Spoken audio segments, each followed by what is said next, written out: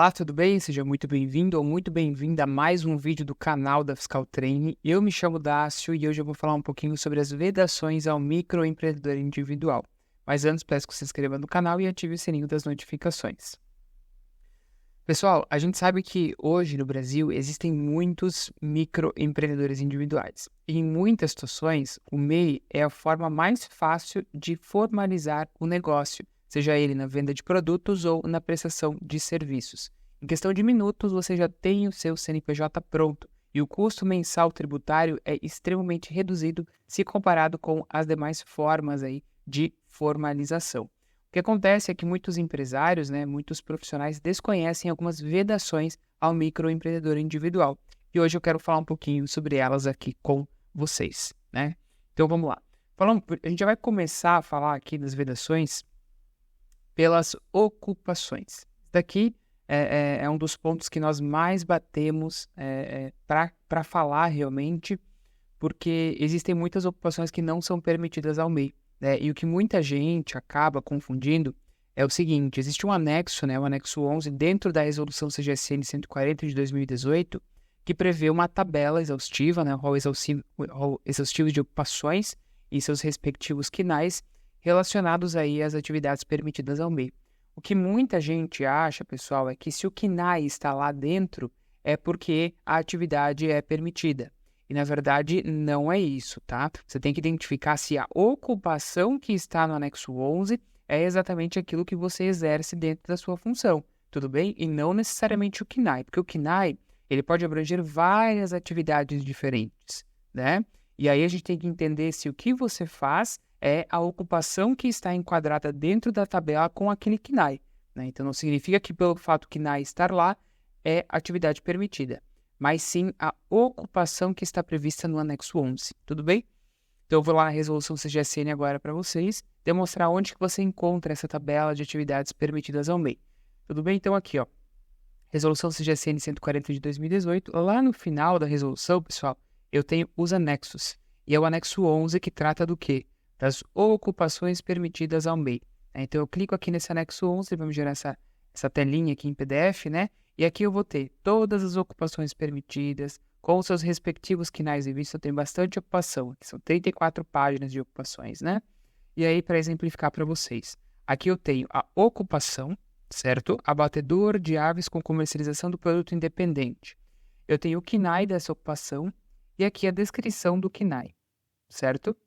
Então, não significa que pelo fato do quinai estar aqui e ele se enquadrar na sua atividade, que você pode optar pelo MEI. Você tem que identificar o que está escrito na ocupação. Se você é um acabador de calçados independente, você é optante, Você pode optar aí por essa modalidade de negócio. Caso você tenha esse KNAI aqui, mas a sua ocupação não esteja elencada aqui dentro dessa tabela do anexo 11, aí a sua atividade é impeditiva, tudo bem?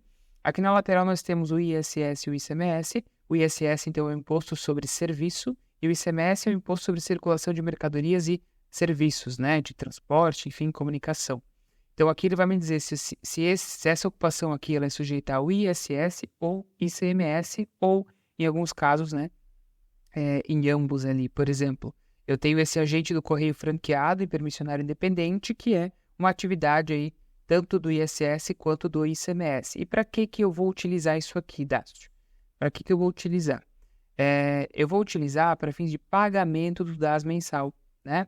O ISS, que é essa primeira coluna aqui, ele tem um custo adicional na minha mensalidade de R$5 e o ICMS de R$1. Então, caso a sua atividade se enquadre dentro desses dois impostos aqui, você vai ter um acréscimo aí de R$6 na sua mensalidade. E o restante, que não for relativo a ISS e ICMS, é o INSS, que é 5% do salário mínimo vigente. Por isso que o valor do imposto ele atualiza anualmente, E caso tenha alteração durante o ano do salário mínimo, também acaba tendo essa variação. Essas regras aqui, pessoal, são as regras gerais. Existem regras específicas para transportador autônomo, tá? Que aí o INSS é diferente e o valor do faturamento também é diferente, certo? Mas a regra geral é essa daqui. Então, sempre avaliar a ocupação. Se a sua ocupação não estiver aqui, você não pode aí ser optante pelo MEI. Então, primeira vedação, ocupação permitida. Adiante, possuir mais de um estabelecimento. Então, o MEI não pode ter filial, né? Isso é importante. Uma dúvida que eu recebo demais é: Dácio, posso abrir mais de um MEI para o mesmo CPF? Não, você não pode. É um CNPJ por CPF. Ai, Dácio, mas eu tenho duas atividades diferentes. Eu quero abrir dois CNPJs por isso. Então, você não precisa abrir dois CNPJs para exercer mais de uma atividade. O que você pode fazer é fazer uma inserção de atividades secundárias no seu CNPJ, de modo aí que demonstre as suas ocupações, desde que todas permitidas ao MEI, certo? Participe de outra empresa como titular sócio-administrador. Então, o microempreendedor individual ele não pode estar nessa condição, inclusive a título de complemento, né? Na hora da formalização, caso seja evidenciado que o empresário, enfim, já tenha essa condição de titular, sócio ou administrador de outra empresa, o CNPJ ele nem vai sair, né? Você nem vai conseguir prosseguir, porque ele já vai dar um aviso. Titular, enfim, pessoa física vinculada como sócio titular de outro CNPJ. Então, você nem vai ter a opção de continuar. E muito cuidado para os microempreendedores individuais que se tornaram sócios posteriormente à abertura do seu CNPJ. Tá? Caso a Receita notifique esse dado, ela vai realizar a exclusão de ofício e você poderá pagar aí tributos e multa de forma retroativa. Tudo bem?